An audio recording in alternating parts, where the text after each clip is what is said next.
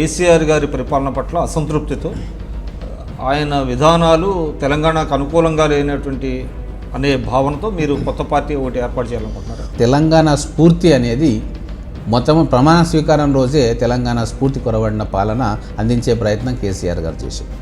తెలంగాణ మొదటి ముఖ్యమంత్రి దళిత ముఖ్యమంత్రి. ఒక దళితుడిని ఇక్కడ ముఖ్యమంత్రిగా చేసుకొని ఆ దళితుడి పాలనలో తెలంగాణ అభివృద్ధి చేసుకోవాలి అని చెప్పి ఒక కాన్సెప్టే అది ఆయనే చెప్పారు కదా. ఆయనే చెప్పారు, 100 సార్లు చెప్పారు. ఒకవేళ ఇది కాకుంటే నేను బీజేపీ నుంచి మీరు ఎందుకు బయటకు వచ్చారు? పార్లమెంట్లో బిల్లు ప్రవేశపెట్టినప్పుడు వెంకయ్య నాయుడు గారు కొద్దిగా ఊగిసలాట ధోరణి అవలంబించారు. ఊగిసలాట ధోరణి ఖచ్చితంగా ఆ రోజు తెలంగాణ అడ్డుకోవడానికి చంద్రబాబు నాయుడు గారు మిగతా శక్తులు చాలా తీవ్రమైన ప్రయత్నం చేసినాయి. గ్రామాల్లో ఈరోజు పోలీస్ స్టేషన్లు వలసల కేంద్రాలుగా మారినాయి. నీ మాట వినకుంటే నువ్వు పార్టీలో చేరి కండువా కప్పుకో, లేకుంటే నీ మీద కేసు పెడతా. 100,000 ఫిర్యాదులు. అంటే ఒక భయానకమైన వాతావరణం ఈరోజు తెలంగాణ రాష్ట్రంలో నెలకొన్నది. ఉంటే మా వైపురా, లేకుంటే ఇంట్లో కూర్చో. Cost is a reality in politics. మీరు కూడా అంగీకరిస్తారు. డెఫినెట్గా it place a pivotal role. తెలంగాణలో అన్ని పార్టీల్లో ఉండేటువంటి పవర్ఫుల్ రెడ్డి కమ్యూనిటీ లీడర్స్ బయటకు వచ్చి ఒక పార్టీ పెట్టబోతున్నారు, దానికి తెర వెనుక ఒక కృషి జరుగుతున్నది అనేటువంటిది కూడా ఒకటి వినపడుతుంది.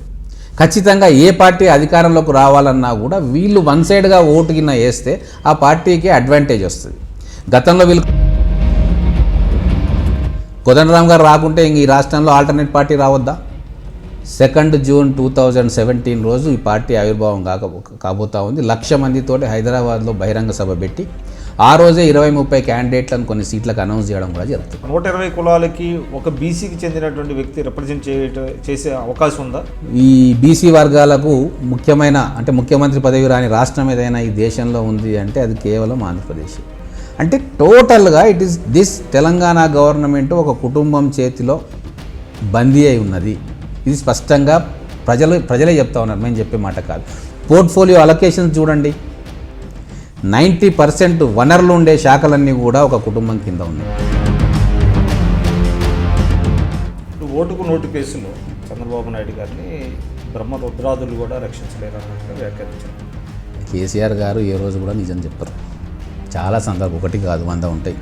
ఆయన అసెంబ్లీలో చెప్పిన మాటలకే బయట నేను ఎప్పుడన్నా అంటాడు. ఎన్నోసార్లు 100 అవుతాంత ఏమనంటే గద్దిస్తాడు. మళ్ళీ నువ్వు చూపిస్తావా నేను అన్ననా అని. ఎవరైతే సమస్యల కోసం పోరాటం చేస్తున్నారో వాళ్ళ గురించి ఆ పత్రికల్లో ఏమైనా కథనాలు వస్తున్నాయా? అంటే పత్రికలు ఉన్నది ప్రజాక్షేమం కోసమే కదా, ప్రభుత్వం చేస్తున్న వైఫల్యాలను ఎండగట్టడానికే కదా మీడియా అనేది. I'm NM Srinivas Reddy, ex MLA Mahabubnagar. Please watch my interview on iDream.